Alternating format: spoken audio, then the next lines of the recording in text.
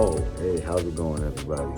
It's Michael Boy. I'm here with Read, Remember, Repeat, and we just want to let you guys know, we could be doing something selfish, things for ourselves, right? But we started a charity, and this is very unselfish on our part because what we want to do is give back to the kids, the youth, the orphanage, the homeless, the people that don't have those new ideas because they're stuck in a revolving door.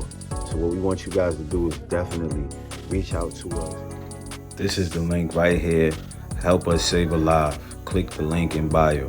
Read, remember, repeat. And we are back, gang. Just like that. It's your host with the most, Michael Mugger Boy. We just did the day show and the night show together, so y'all getting two back-to-back episodes, right? It's your host, man. You know what I mean? Long hair don't care. You know what I mean? My dreads is all in the way. I hope everybody's night is going well. You know what I mean? I hope y'all been getting things done. You know what I mean? It's a task. I know it's a task. For me personally, things been getting in the way. You know what I mean? But no fear, right? Like we read in the book, you got to use the things that you get in this book and you got to apply them, right? No fear. Live life without any fear and regrets, man. You gotta go forward, man. You gotta go headstrong. You know what I mean? Give it the horns. You know what I mean? Go head first. And yeah, man. That's how you gotta live, man. You ain't gonna get nothing done in fear. You know what I mean? We on page 127. That's kind of fast. We definitely getting through this book together. You know what I mean? The power of unity. You see what we could do together, right? Let's go. Q&A. Right? Question. Why do you lay claim to know scientists? Don't you like scientists? Oh, yes, I like all people well enough, but true scientists are out of my reach. Why? Question. Because they think for themselves and spend their time studying natural laws. They deal with cause and effect. They deal with facts wherever they find them, but do not make the mistake of believing scientists have no religion. They have a very definite religion. Question, what is their religion? The religion of truth, the religion of natural law. If the world ever produces an accurate thinker with ability to fathom the deeply buried secret of life and death, you can be sure that science will be responsible for the catastrophe. Question, catastrophe to whom? Answer, to me, of course. Let's get back to the subject of hypnotic rhythm. I want to know more about it. It is something like the principle through which people can hypnotize one another. Answer, it is precisely the same thing. I have already told you so. Why do you repeat your questions? Question, that is an old worldly custom of mine, your majesty. For your enlightenment, I will tell you I am forcing you to repeat many of your statements for the sake of emphasis. I am also trying to see if I can catch you in a lie. Don't dodge the issue. Get back to hypnotic rhythm and tell me all you know about it. Am I a victim of it? Answer, not now, but you barely missed falling into my web. You drifted toward the whirlpool of hypnotic rhythm until you discover how to force me into making this confession. Then I lost control of you. Question, how interesting. You are not trying to recapture me through flattery, are you? Answer, that would be the best bribe I could offer you. It is the bribe I used on you effectively before you got the upper hand of me. Question, well, what did you flatter me? Answer, with many things, chief, among them sex and the desire for self-expression. Question, what effect did your bribes have on me? Answer, they caused you to neglect your major purpose in life and started you to drifting. Question, was that all you did to me through your bribes? Answer, that was plenty. Question, but I am back on the track and out of your reach now, am I not? Answer, yes, you are temporarily out of my reach because you are not drifting. Question, what broke your spell over me and released me from the habit of drifting? Answer, my answer may humiliate you. Do you want to hear it? Go ahead and give it to me, your majesty. I wish to learn how much truth I can stand. When you found a great love in the woman of your choice, I lost my grip on you. Question. So you are going to accuse me of hiding behind a woman's skirts, are you?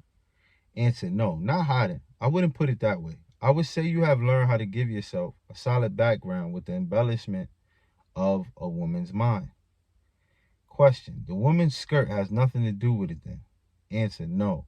But her brain does. When you and your wife begin to combine your two brains through your habit of masterminding, every day you stumble upon the secret power within which you force me into this confession. Is that the truth, or are you trying to flatter me again? Answer. I could flatter you if I had you alone, but I cannot flatter you while you have the use of your wife's mind. Question. I am beginning to catch on to something important. I am beginning to understand that was meant by the writer of that passage in the Bible which says substantially, when two or more meet together and ask for anything in my name, it shall be granted. It is true, then, that two minds are better than one. Answer. It is not only true, it is necessary before anyone can continuously contact the great storehouse of infinite intelligence, wherein is stored all that is, all that ever was, and all that can ever be. Is there such a storehouse?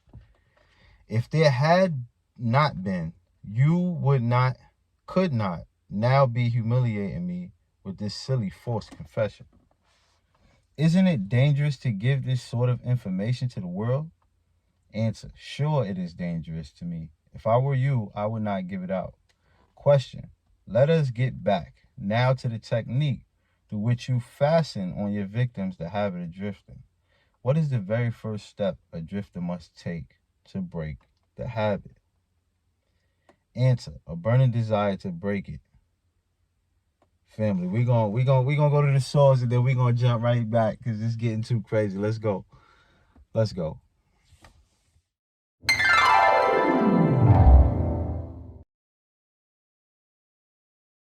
While you're on the journey, you have to disconnect from the end goal.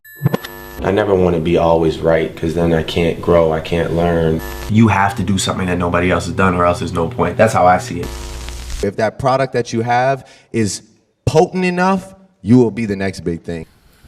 Well, I don't want to be number two. And we are back, family. I felt like it was getting too saucy. We was about to get deep, right? So now I'm going to jump right back into the question, right? And then we're going to go right into it. So he said, let us get back now to the technique through which you fasten on your victims the habit of drifting. What is the very first step a drifter must take to break the habit? Answer. A burning desire to break it. That was deep. You, of course, know that no one can be hypnotized by another person without the willingness to be hypnotized. The willingness may assume the form of indifference toward life generally, lack of ambition, fear, lack of definiteness of purpose, and many other forms. Nature does not need one's consent in order to place him under the spell of hypnotic rhythm. It needs only to find him off guard through any form of neglect to use his own mind. Remember this, whatever you have, you use it or you lose it. All successful attempts to break the habit of drifting must be done before nature makes the habit permanent through hypnotic rhythm. Question. As I understand you, hypnotic rhythm is a natural law through which nature fixes the vibration of all environments. Is that true? Yes. Nature uses hypnotic rhythm to make one's dominating thoughts and one's thought habits permanent. That is why poverty is a disease. Nature makes it so by fixing permanently the thought habits of all who accept poverty as an unavoidable circumstance. Through this same law of hypnotic rhythm, nature will also fix permanently positive thoughts of opulence and prosperity. Perhaps you will better understand the working principle of hypnotic rhythm if I tell you its nature is to fix permanently all habits, whether they are mental or physical. If your mind fears poverty, your mind will attract poverty. If your mind demands opulence and expects it, your mind will attract the physical and financial equivalents of opulence. This is in accordance with an immutable law of nature. Now we're going to step back for the Q&A. Hill first wrote about the law of attraction in the March 1919 issue of his Golden Rule magazine. So people have been practicing the law of attraction since 1919, and I'm pretty sure it was going on way before that. But this is what we got documented, right? Within the last decade, this immutable law of nature has been popularized around the world by the resounding success of the book and the movie The Secret. So if you haven't read The Secret, if you haven't got The Secret, my book is all jacked up, but that was one of the first books I read. But tap into The Secret, right? Get The Secret. That's all about the law of attraction. Question. Did the writer of that sentence in the Bible, whatsoever a man soweth, that shall he also reap, have in mind this law of nature? So I'm going to read that again. Did the writer of that sentence in the Bible, whatsoever a man soweth, that shall he also reap, have in mind this law of nature? Answer. He could have anything else in mind. The statement is true. You can see evidence of its truth in all human relationships.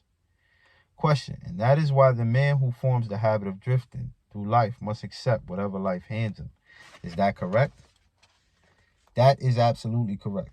Life pays the drifter its own price, on its own terms. The non-drifter makes life pay on his own terms. Question. Doesn't the question of morals enter into what one gets from life? Answer. To be sure, but only for the reason that one's moral will have an influence on one's thoughts. No one can collect what he wants from life merely by being good, if that is what you want to know. Question.